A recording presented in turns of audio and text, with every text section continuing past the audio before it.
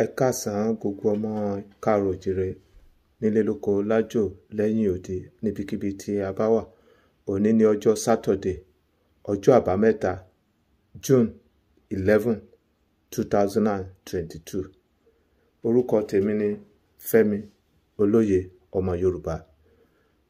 Mo fi àkókò yìí jáde ní àárọ̀ yìí láti bá àwa ọmọ Yorùbá tí a ní etí láti bá wa sọ̀rọ̀.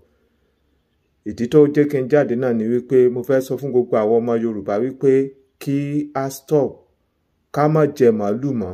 Màálù àwọn Fúlàní tí wọ́n ń kó fún wa ní orílẹ̀-èdè 419 tí à ń pè ní Nàìjíríà. Ẹ̀yin ọmọ Yorùbá ẹ má jẹ màálù mọ́. Ìdí 5 pàtàkì ló wà tí màá sọ fún gbogbo àwọn ọmọ Yorùbá. Ohun tí mo dẹ̀ fẹ́ sọ yìí kì í ṣe wípé nípa ọ̀rọ̀ àhesọ. Ọ̀rọ̀ tí a wá dìde bẹ́ẹ̀ ni. Àkọ́kọ́, ìdí àkọ́kọ́ tí àwọn ọmọ Yorùbá ta fi gbọ́dọ̀ stop láti máa jẹ màálù ni wípé gbogbo ẹnikẹ́ni ọmọ Yorùbá tó bá ń jẹ màálù, tó bá ń pa màálù, tó bá ń ra màálù, àwa gangan owó tẹ̀ ń san fún àwọn Fúlàní yìí ni wọ́n fi ń ra ohun ìjà olóró láti dojú ìjà kọ àwọn ọmọ Yorùbá, láti pa ìran ọmọ Yorùbá run. Owó tá a bá ń rà tí wọ́n fi ń ra màálù yìí ni wọ́n fi ń ra AK-47 àti other ammunition tí wọ́n ń lò, gbogbo nǹkan tí wọ́n ń lò láti pa ìran Yorùbá run. So ẹnikẹ́ni tó bá ọmọ Yorùbá tó bá ti ń jẹ màálù, ó kún ara àwọn tí ó ń sọ̀pọ̀tì àwọn Fúlàní láti máa kidnap gbogbo ọmọ Yorùbá, láti máa rape gbogbo àwọn ọmọ Yorùbá, láti máa pa gbogbo àwọn ọmọ Yorùbá, àti bí àwọn Fúlàní bí wọ́n ṣe ń lọ ba gbogbo nǹkan oko tí wọn ò jẹ́ kí àwọn ọmọ Yorùbá ká lọ dá oko mọ́. Gbogbo ẹnikẹ́ni, gbogbo ọmọ Yorùbá tó ń gbọ́rọ̀ mi lóòrọ̀ yìí, gbogbo ẹ̀yin tẹ́ ń jẹ màálù, ẹ̀yin gangan lẹ́ ń fún àwọn Fúlàní ní agbára láti máa lè hùwà burúkú yẹn. Ìdí kejì ni wípé àwọn Fúlàní, gbogbo màálù tí àwọn Fúlàní kó wá sí ilẹ̀ Yorùbá, gbogbo àwọn màálù yìí ni àwọn Fúlàní ni wọ́n ń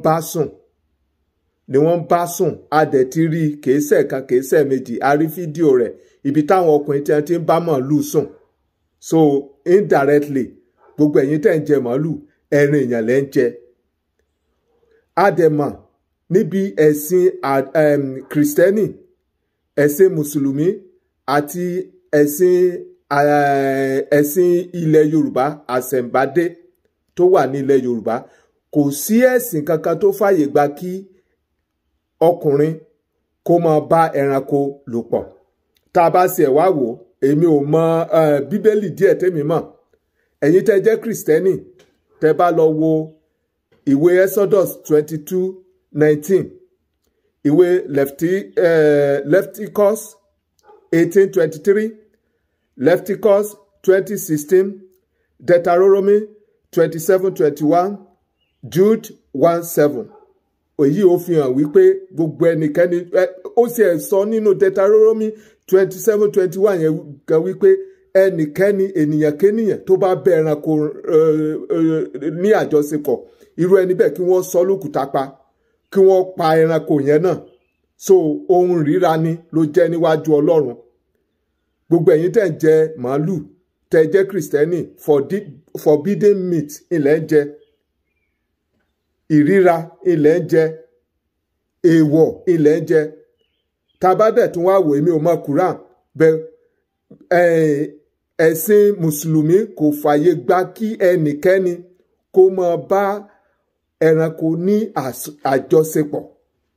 So àwọn Fúlàní yìí secret court ni wọ́n ṣe, wọn ò kí ń ṣe Muslim.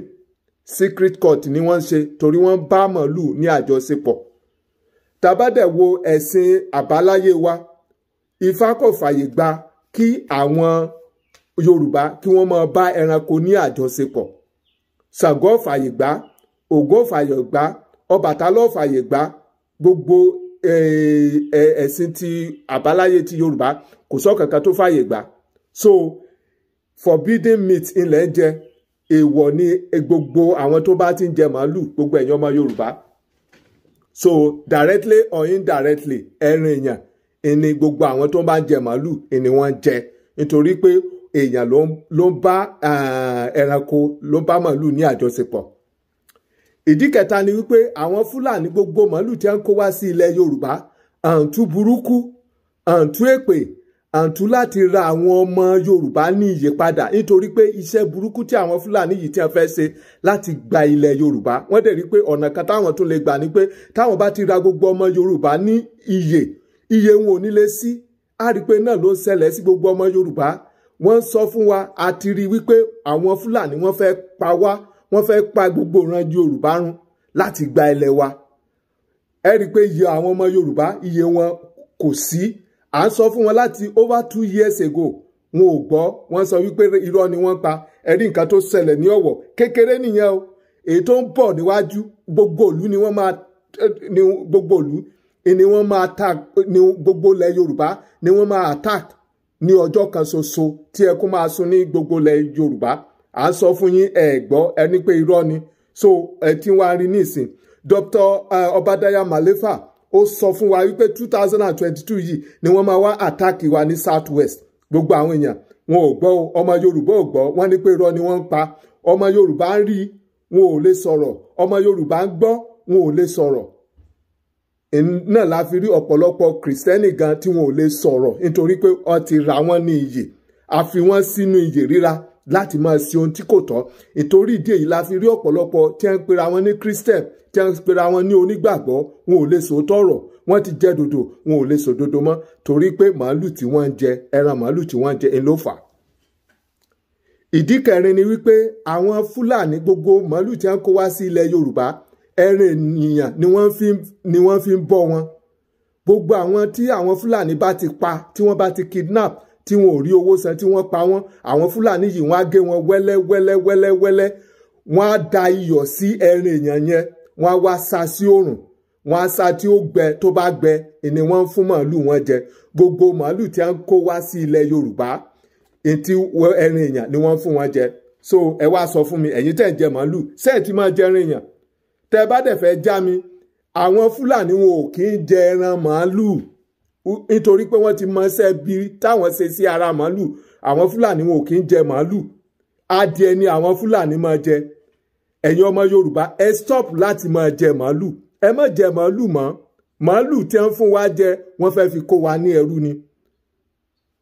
Ìdí karùn-ún ni wípé àwọn gbogbo màálù tí wọ́n kó wá sí ilẹ̀ Yorùbá, àwọn Fúlàní wọ́n máa kírun sórí àwọn màálù yìí.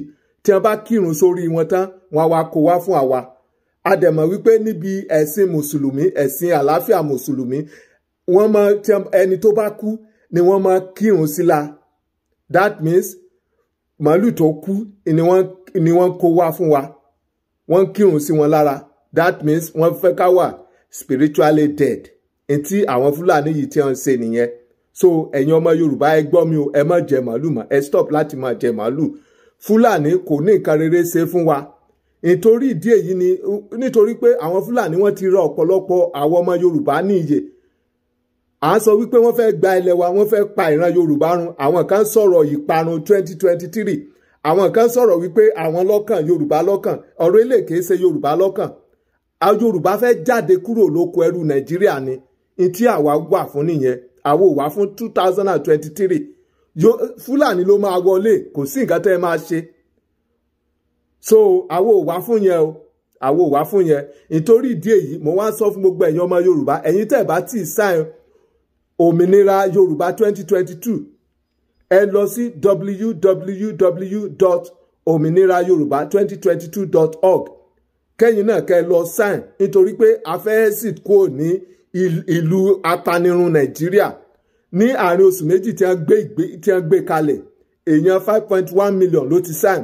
Ẹ̀yin tẹ́ bá ti sign, ẹ̀yin náà ẹ make sure pé lọ sign kẹ́rí kórúkọ yín ó wà nínú ìwé yẹn.